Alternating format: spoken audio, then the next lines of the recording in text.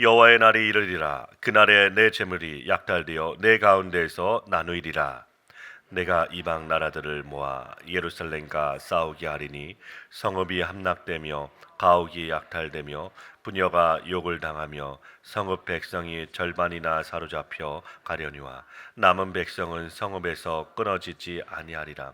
그때 여호와께서 나가사 그 이방 나라들을 치시되 이왕의 전쟁 날에 싸운 것 같이 하시리라. 그날에 그의 발이 예루살렘 앞 곧 동쪽 감람산에 서실 것이요 감람산은 그 한가운데가 동서로 갈라져 매우 큰 골짜기가 되어서 산 절반은 북으로 절반은 남으로 옮기고 그 산 골짜기는 아셀까지 이를지라. 너희가 그 산 골짜기로 도망하되 유다 왕 우시야 때의 지진을 피하여 도망하던 것 같이 하리라. 나의 하나님 여호와께서 임하실 것이요 모든 거룩한 자들이 주와 함께하리라. 그날에는 빛이 없겠고 광명한 것들이 떠날 것이라. 여호와께서 아시는 한 날이 있으리니 낮도 아니요 밤도 아니라 어두워 갈 때에 빛이 있으리로다. 그날에 생수가 예루살렘에서 솟아나서 절반은 동해로 절반은 서해로 흐를 것이라. 여름에도 겨울에도 그러하리라. 여호와께서 천하의 왕이 되시리니 그날에는 여호와께서 홀로 한 분이실 것이요 그의 이름이 홀로 하나이실 것이라. 온 땅이 아라바 같이 되되 게바에서 예루살렘 남쪽 림몬까지 이를 것이며 예루살렘이 높이 들려 그 본초에 있으리니 베냐민 문에서부터 첫 문자리와 성 모퉁이 문까지 또 하나넬 망대에서부터 왕의 포도주 짜는 곳까지라. 함께 읽겠습니다.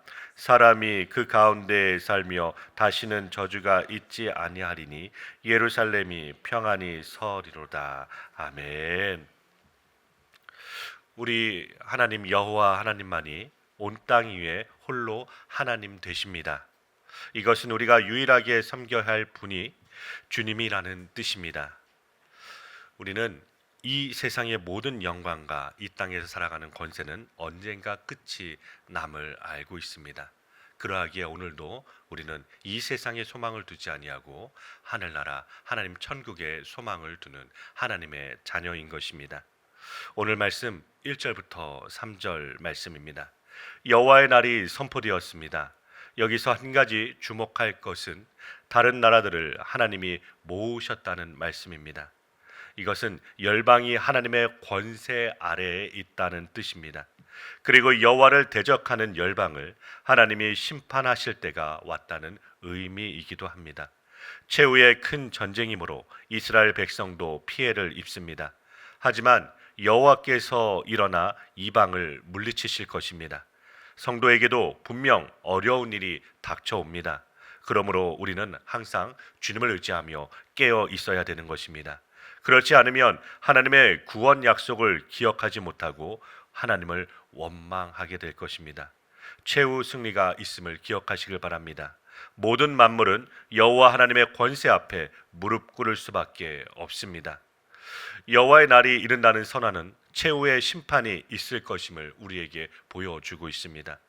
여기서도 스가랴 12장에서처럼 전쟁이 선포되는데 12장 말씀에서는 지도자의 역할을 강조한 반면에 오늘 말씀에서는 여호와 하나님께 초점이 맞춰져 있습니다. 여호와께서 직접 참전하셔서 직접 참여하셔서 이방을 물리치실 것입니다. 백성이 극심한 피해를 입고 이방에 사로잡혀갈 것인데 하나님의 은혜로 완전히 멸망하지는 않을 것입니다. 우리 하나님 여호와께서 승리를 거두시고 예루살렘을 회복시키실 것이기 때문입니다. 오늘 말씀 1절에 여호와의 날, 주의 날은 하나님의 심판을 가리키실 때 사용하는 표현입니다. 내가 이방 나라들을 모아 라는 표현에서 주의 날에 있을 전쟁에 하나님의 의도가 있음을 알 수 있는 것입니다. 예루살렘을 향한 하나님의 특별한 계획이 있는 것입니다. 이 예언은 종말론적이라고 할 수 있습니다. 종말에 최후의 전쟁이 일어나 성읍이 함락되고 여러 피해가 발생할 것입니다. 스가랴서의 예언 단락의 시작에서 12장 1절 말씀에 경고라는 표현이 쓰인 이유가 바로 이것 때문입니다. 여호와께서는 이스라엘이 최후 승리를 얻기까지 환난을 겪을 것이라고 경고하십니다. 그러나 그 환란의 끝에는 승리가 약속되어 있습니다. 그리스도의 재림으로 주님의 자녀가 완전한 승리를 얻기까지 주님의 자녀, 즉 우리 성도의 일상생활에서 고난과 역경은 사라지지 않을 것입니다. 하나님 백성이라고 해서 모든 어려움이 제거된 상태에서 살아가는 것은 아닙니다. 환란에 대한 경고를 미리 받는 것이 하나님의 은혜인 것입니다. 여호와께서 직접 싸우시기에 주님의 자녀는 최후 승리를 얻는 것입니다. 여호와를 대적하는 자들에게 임할 심판과는 다른 인생이 기다리고 있습니다. 환란을 당할 때 하나님을 원망하지 말고 하나님의 말씀을 붙들어야 될 줄 믿습니다. 하나님께서 친히 일하여 주십니다. 그러므로 우리는 최종 승리에 대하여 의심이 아니라 믿음으로, 신뢰로 오늘도 주님 앞에 기도로 나가야 되는 것입니다. 계속해서 4절부터 6절 말씀입니다. 용사이신 하나님께서 전쟁에 참여하셔서 이방을 물리치십니다. 그리고 백성에게는 구원의 역사가 임합니다. 여호와께서 감람산을 밟고 서십니다. 산이 동쪽과 서쪽으로 움직여 매우 큰 골짜기가 생길 것입니다. 이 골짜기는 사로잡혀가지 않은 자들의 피난처가 됩니다. 우시아 때에 많은 백성이 지진 때문에 놀라 도망했듯이 백성은 그 골짜기로 도망칠 것입니다. 하나님이 열방들과 치르실 최후의 전쟁을 피하기 위해서입니다. 하나님이 모든 나라를 심판하실 때 감람산을 밟고 서심으로 골짜기가 생깁니다. 그곳으로 하나님의 백성이 피난합니다. 우시아 통치 시기의 지진에 대해서는 아모스 1장 1절 말씀에 기록되어 있습니다. 하나님이 높은 곳을 밟으신다는 이 표현은, 이 묘사는 미가서 1장 3절에서도 등장하고 있습니다. 여호와께서 최후의 전쟁 때 이방을 심판하심으로 이스라엘 백성은 진멸되지 않습니다. 그들에게는 피할 방도가 주어지는 것입니다. 하나님이 임재하실 때 모든 거룩한 자들이 주님과 함께 할 것입니다. 하나님 앞에서 높은 것, 빛나는 것이 모두 사라집니다. 마지막에는 주님만이 홀로 빛이시고 왕으로 드러나시기 때문입니다. 하나님이 감람산을 밟으실 때 골짜기가 생기는 것을 봅니다. 산이 동서로 갈라져 큰 골짜기가 만들어지는 것입니다. 그런데 이곳이 남은 이스라엘 백성의 피난처가 됩니다. 여호와께서 이방을 대적해 나서실 때 골짜기로 백성을 피난시키신 사실을 기억하시길 바랍니다. 여러 환난과 어려움 중에서도 우리에게는 하나님이 마련해 주시는 피난처가 있다라는 것입니다. 우리는 곤란과 곤경 중에 있을 때 하나님이 우리에게 피난처를 주신다는 것을 확신해야 되는 것입니다. 하나님은 높은 산도 발 아래에 두시는 하나님이십니다. 이토록 위험 있는 하나님을 외면하지 말고 잊지 말고 하나님의 구원의 손길을 바라보는 믿음의 눈을 가지길 축원합니다. 그분이 일어나실 때 다른 영광들은 모두 사라지게 됩니다.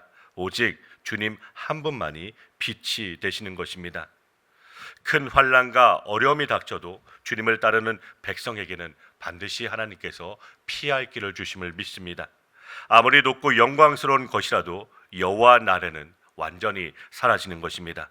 그러므로 우리는 역경을 만났을 때 하나님 외에 다른 존재에게 도움을 구하는 그런 믿음 없는 우리 그런 행동을 하면 안 될 것입니다. 주님의 자녀가 세상적인 수단을 의지해서는 안 된다라는 것입니다. 여호와의 날, 주님의 날은 지금도 시시각각 다가오고 있습니다. 이 경고의 말씀은 그 옛날 이스라엘 백성에게만 해당하는 말씀이 아닙니다. 주님의 자녀는 이 세상의 모든 화려함과 영광이 언젠가는 사라진다는 것을 기억해야 되는 것입니다. 주님의 날은 도적같이 우리에게 임할 것입니다. 우리 마지막으로 7절부터 11절 말씀입니다. 결국 주님이 예고하신 날이 올 것입니다. 이 말씀에서는 여호와께서 이방을 심판하시고 이스라엘을 구원하심이 더욱더 분명히 드러나고 있습니다. 저녁이 되어도 오히려 밝을 것입니다. 회복된 예루살렘은 사시사철 동서로 흐르는 생수의 근원이 될 것입니다. 여호와께서 천하의 왕이 되시면 여호와께 대적하는 모든 세력이 사라질 것입니다. 하나님이 천하를 다스리심으로 모든 저주는 사라지고 예루살렘의 진정한 회복의 역사가 임할 것입니다. 여호와의 날이 임하면 예루살렘에서 생수가 솟아나와 동쪽과 서쪽으로 흘러갈 것입니다. 동쪽과 서쪽은 각각 사해와 지중해를 가리키고 있습니다. 여호와께서 홀로 왕이 되시면 예루살렘과 그 주변에 생명이 흘러넘치는 역사가 일어나는 것입니다. 사계절 내내 생명의 역사가 온 땅으로 퍼져 나갈 것입니다. 여호와께서 홀로 한 분이시라는 고백은 신명기 6장 4절 말씀과 시편을 비롯한 성경 여러 곳에서 증거되고 있습니다. 여호와께서 임재하시고 다스리시면 죽음의 권세가 사라지고 더 이상 저주가 내리지 않으시며 모든 백성이 안전하고 만족스러운 삶을 누리게 될 것입니다. 하나님이 이방 나라 왕들을 물리치시고 홀로 왕으로 서십니다.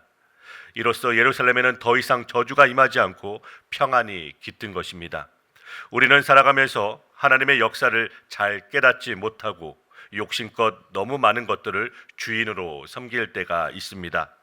하나님이 참고 기다리실 때 우리는 주님을 기억하고 반드시 주님께로 돌아가야 될 것입니다. 우리는 주님이 모든 것을 허무시고 자신을 왕으로 계시할 때가 다가오고 있음을 알아야 합니다. 주님이 다스리시면 모든 저주가 물러갑니다. 하지만 다른 우상을 쫓아 이방의 도움을 구하고 살아가는 자에게는 심판이 예비되어 있다는 것입니다. 우리가 섬기고 따라야 할 대상은 다른 것이 아닙니다. 오직 한 분 하나님이십니다. 하나님 나라와 세상 권세의 가장 큰 차이는 바로 사망과 생명의 문제에 있습니다. 하나님 나라에서는 사망 권세가 무너지고 생명의 역사가 펼쳐지는 것입니다. 이기적인 마음으로 욕심을 채우려고 한 우리는 사망 권세의 지배를 받을 수밖에 없습니다. 우리는 오직 주님만 우리 왕이시라고 고백할 수 있고 기도해야 하는 것입니다. 사망을 이기시고 부활하신 생명의 주님 외에 우리를 다스릴 분은 없으십니다. 다른 대상을 쫓아가면 결국 죽음의 열매가 있다라는 것이지요. 여호와의 날에 예루살렘에 평화가 임하는 것처럼 주님의 자녀가 하나님을 섬기면 진정으로 풍성한 삶을 누릴 수 있음을 믿으시길 바랍니다. 주님만이 유일하고 영원한 왕이심을 잊지 말길 바랍니다. 다른 대상을 섬기는 자는 심판과 환난을 당하겠지만 하나님을 의지하는 자는 환난 중에도 하나님의 피난처를 제공받음을 믿습니다. 오늘도 우리에게 그 말씀의 은혜를 기억하고 주님의 말씀대로 주님의 은혜로 살아갈 수 있는 주님의 믿음의 자녀, 우리 사랑하는 광명교회 성도님들 되길 주님의 이름으로 축원드립니다.